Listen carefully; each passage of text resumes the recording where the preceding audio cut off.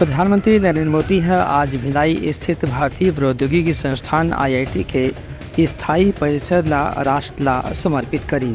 जम्मू के कार्यक्रम के दौरान वीडियो कॉन्फ्रेंसिंग के जरिए प्रधानमंत्री है उन्हें से IIT भिलाई के लोकार्पण करीन और कवर्धा के केंद्रीय विद्यालय के नवा भवन के भी लोकार्पण करीन। इस मौके में प्रधानमंत्री हकीन के IIT के नवा कैंपस बने से यहाँ पढ़ने वाला विद्यार्थी मन ला अनुसंधान और उच्च शिक्षा में एक नवा किस्म के सुविधा के लाभ मिली।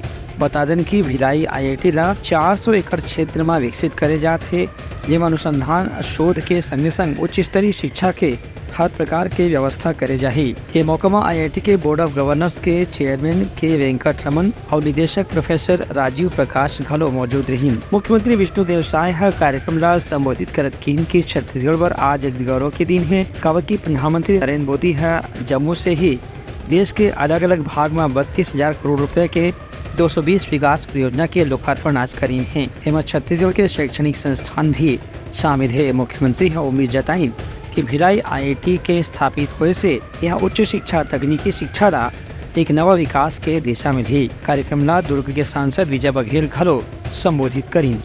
ब्यूरो रिपोर्ट उदलंघा न्यूज।